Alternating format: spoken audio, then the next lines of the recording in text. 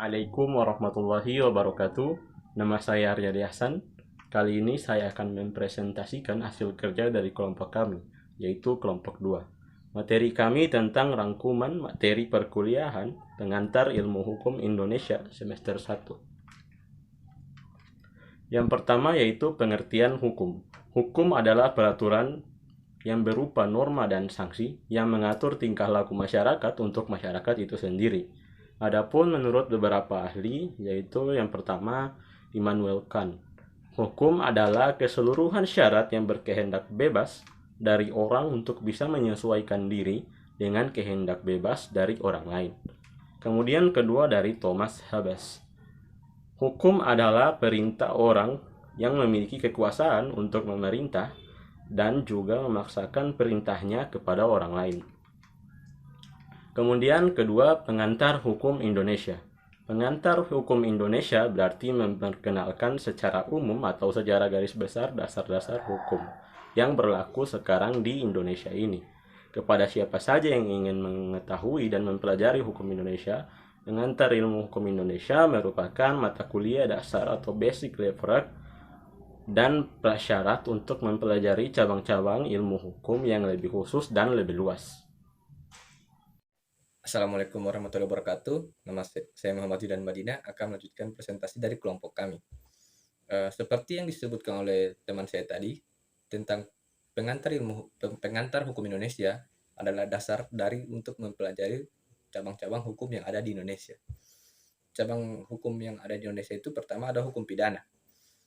Hukum pidana adalah hukum yang mengatur perbuatan-perbuatan apa saja yang dilarang dan memberikan hukuman bagi yang melanggarnya. Perbuatan yang dilarang dalam hukum pidana adalah pertama ada pencurian, pembunuhan, penipuan, perampokan, penganiayaan, pemerkosaan, dan korupsi. Yang kedua ada hukum perdata. Hukum perdata adalah hukum atau aturan yang berpusat pada dua subjek hukum atau lebih, dengan menitikberatkan masalah pada kepentingan pribadi subjek hukum tersebut. Hukum perdata dalam arti yang lebih luas adalah hal-hal hukum dalam arti hukum perdata, yaitu semua hukum dasar yang mengatur kepentingan individu. Hukum perdata dalam arti sempit adalah hukum perdata dalam pengertian Kitab Undang-Undang Hukum Perdata. Subjektif mengatakan hukum perdata dalam arti yang lebih luas mencakup semua hukum privat yang substantif, yaitu semua hukum dasar yang mengatur kepentingan individu. Hukum perdata kadang-kadang digunakan dalam arti yang lebih sempit sebagai lawan dari hukum komersial. Yang ketiga, ada hukum tata negara. Hukum tata negara dapat didefinisikan bahwa hukum tata negara adalah sebuah aturan yang bersangkutan dengan berbagai tindakan suatu negara. Indonesia bukan satu-satunya negara dengan sistem tersebut, diantaranya diistilahkan juga dalam bahasa Inggris, yaitu constitutional law.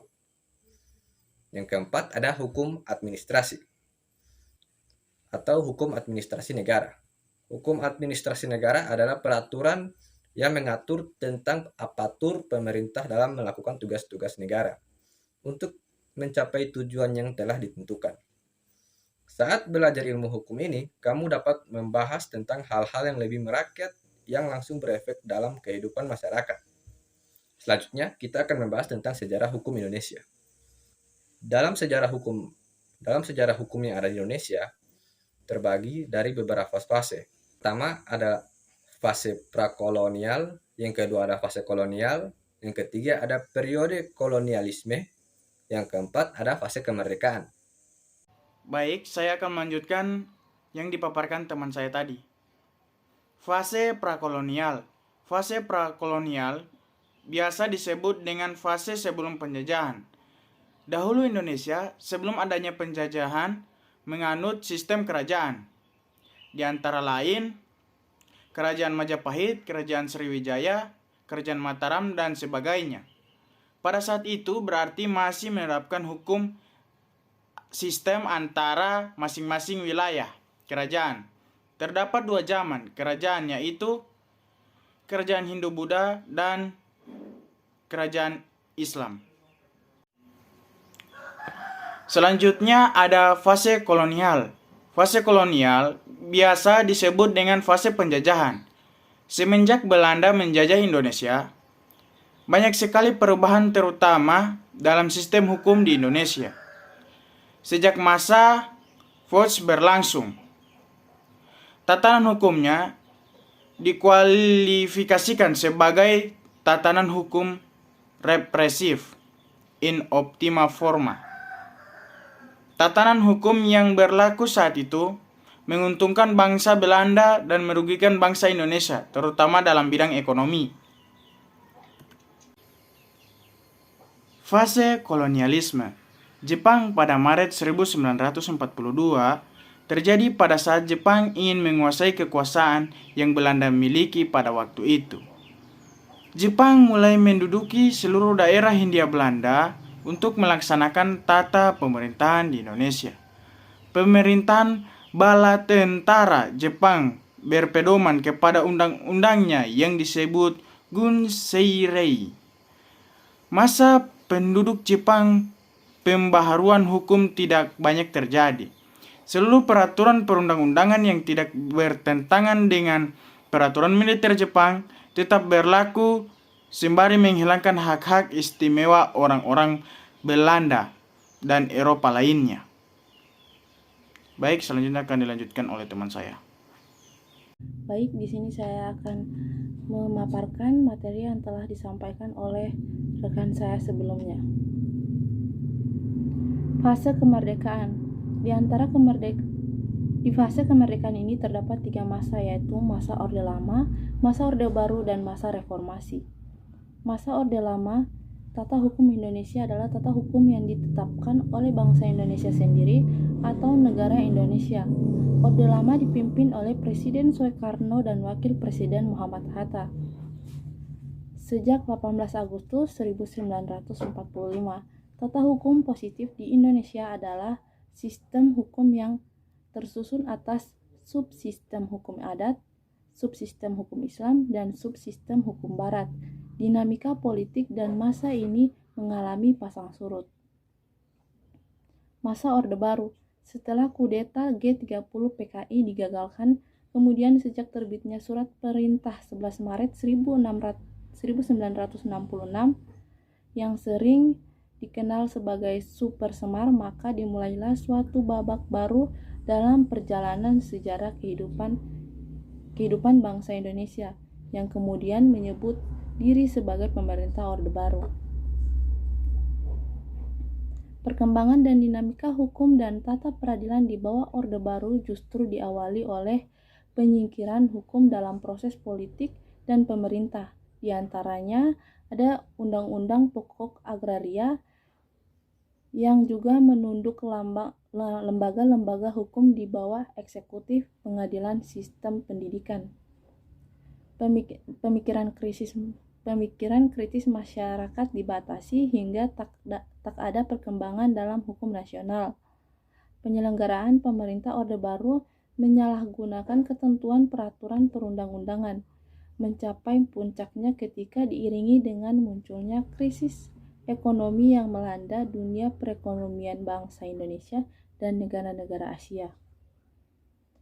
Kemudian ada masa reformasi, yaitu Wakil Presiden B.J. Habibie menggantikan posisi Presiden Soeharto selama pemerintahannya sudah terjadi 4 kali amandemen Undang-Undang Dasar Republik Indonesia.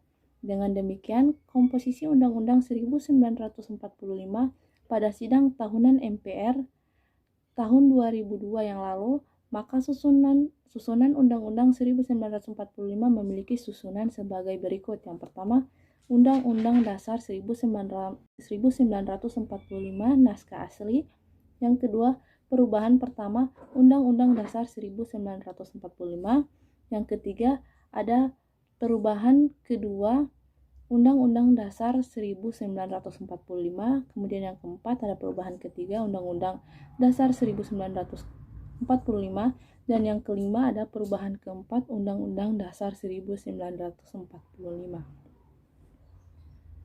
Sumber hukum terbagi atas 2, yaitu sumber hukum formil adalah sumber hukum yang menentukan bentuk dan sebab terjadinya sebuah peraturan atau kaidah hukum yang sudah berlaku dan diketahui oleh umum. Sedangkan sebaliknya, sumber hukum material merupakan sumber hukum yang dilihat dari segi isinya, misalnya KUH pidana yang mengatur tentang tindakan pidana umum, kejahatan dan pelanggaran, dan KUH perdata mengatur tentang masalah orang, barang, perikatan, perjanjian, pembuktian, dan kedarluasaan sebagai subjek hukum. Sedangkan sumber tertib hukum Indonesia antara lain yang pertama ada Proklamasi Kemerdekaan 17 Agustus 1945, yang kedua ada Dekrit 5 Juli 1959, dan yang ketiga ada Undang-Undang Proklamasi, dan yang terakhir ada Super Semar.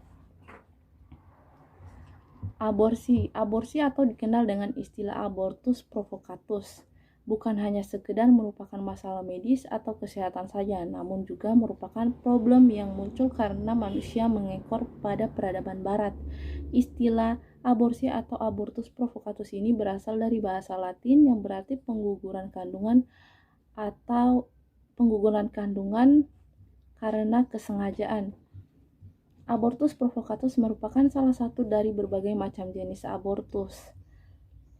Dalam Kamus Latin Indonesia sendiri, abortus diartikan sebagai wiladah sebelum waktunya atau keguguran.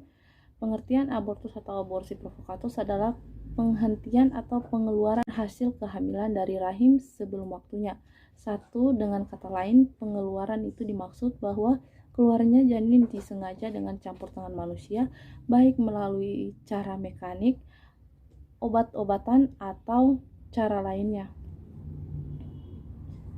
Suntik mati. Istilah eutanasia atau suntik mati berasal dari bahasa Yunani, yaitu eu dan thanatos. Kata eu berarti baik tanpa penderitaan dan thanatos berarti mati. Istilah tanpa penderitaan dan thanatos berarti mati.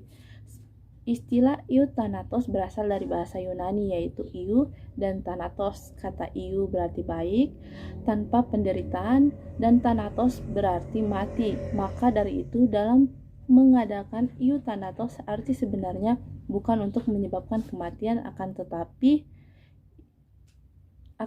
untuk mengurangi atau meringankan penderitaan orang yang sedang menghadapi kematiannya. Dalam arti demikian itu, euthanatos tidaklah bertentangan dengan panggilan manusia untuk mempertahankan dan memperkembangkan hidupnya, sehingga tidak menjadi persoalan dari segi kesusilaan. Perkawinan beda agama. Perkawinan beda agama dahulu diatur dalam sebuah peraturan yang dikeluarkan pemerintah Hindia Belanda, yaitu 15 Penetapan Raja tanggal 29 Desember 1896, yang dikenal dengan Peraturan tentang Perkawinan Campuran atau Religion of the Gemeengehuwelijken, yang kemudian disebut dengan GHR. Dalam GHR ini, jika dua orang yang berbeda agama hendak melangsungkan perkawinan, maka kantor catatan sipil yang akan mencatat perkawinannya. Namun, setelah berlakunya Undang-Undang Nomor 1 Tahun 1974 tentang perkawinan atau selanjutnya disebut dengan Undang-Undang Perkawinan, terutama setelah tahun 1983, pelaksanaan perkawinan beda agama menjadi sulit pelaksanaannya. Dalam pasal 2 Undang-Undang Perkawinan dinyatakan bahwa perkawinan adalah sah apabila dilakukan berdasarkan agama dan kepercayaan masing-masing. Dalam pasal ini, di lapangan seringkali dimaknai bahwa orang Islam melaksanakan perkawinan dengan orang Islam dengan berdasarkan agama Islam. Orang Katolik melaksanakan perkawinan dengan orang Katolik dengan berdasarkan agama Katolik, dan seterusnya. Sehingga perkawinan dua orang yang berbeda agama relatif sulit untuk dilaksanakan. Ketika dilihat realitas di masyarakat, perkawinan beda agama relatif banyak terjadi. Data yang pernah penulis dapatkan di Kabupaten Gunung Kidul, daerah yang relatif berpenduduk plural dari segi agamanya, dapat dipaparkan bahwa di Gereja Katolik Wonosari atau Santo Petrus Canisius tempat satu-satunya perkawinan berdasarkan agama Katolik dilaksanakan, terdapat rata-rata 32% per tahun pasangan berasal dari agama yang berbeda. Adapun di beberapa KUA yang terdapat rata-rata 2,5% pasangan yang berasal dari agama yang berbeda. Sekian dari kelompok kami. Apabila ada yang salah mohon dimaafkan. Assalamualaikum warahmatullahi wabarakatuh.